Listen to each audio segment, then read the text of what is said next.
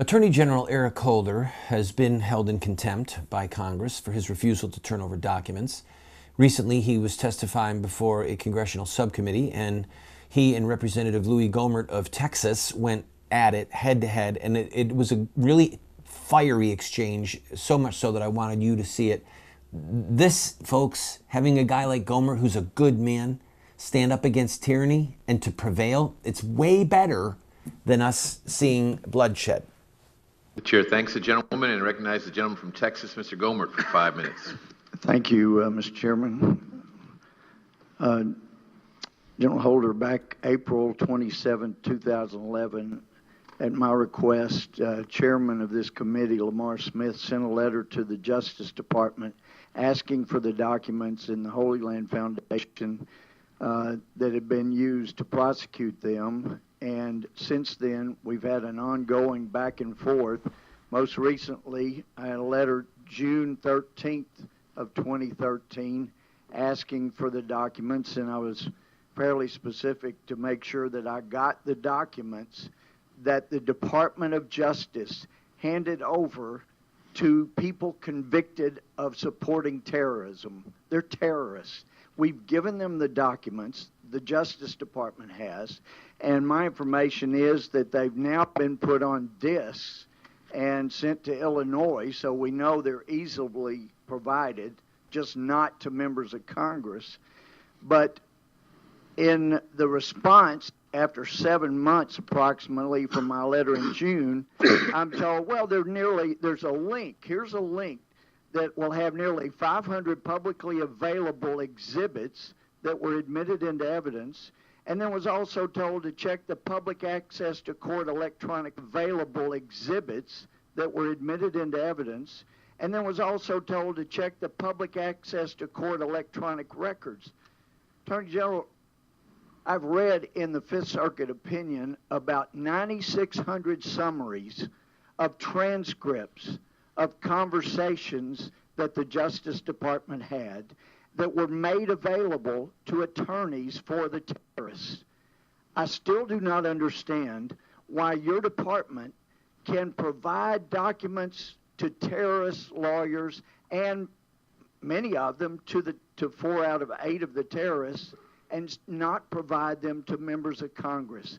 All I'm asking again is, could we please get the documents that have been put on discs, that of the 9,600 summaries of transcripts and the documents that were produced to the terrorists, and not some link, but documents that you made available, or your department made available to the terrorists? I renew my request. Well, I think what we promised to do is to provide you and your staff with... Sir, I've read you what your department promised, and it is inadequate, and I realize that contempt is not a big deal to our Attorney General, but it is important that we have proper oversight. So, you don't want to go there, okay? I don't want to go there? No.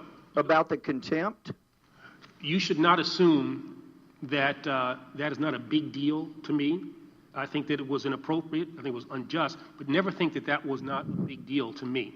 Don't ever think that. Well, I'm just looking for evidence, and normally we're known by our fruits, and there have been no indications that it was a big deal, because your department has still not been forthcoming in producing the documents that were the subject of the contempt. Well, let me move on. There have been other questions asked about the documents that we were prepared to make available then, we're prepared to make available now, that would have obviated the whole need.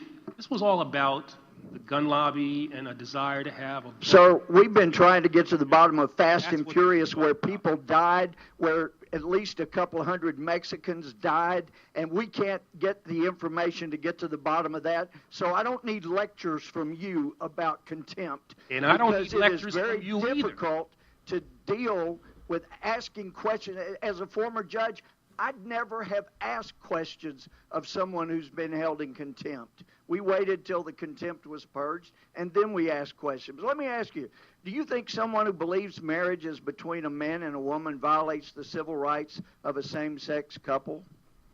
Somebody's personal belief? Yes. No. How about if they have a business and they believe that? if they have a business, if a And business has a If it's a private business and the owners of the private business believe marriage is between a man and a woman, are they violating a same-sex couple's civil rights, in your opinion?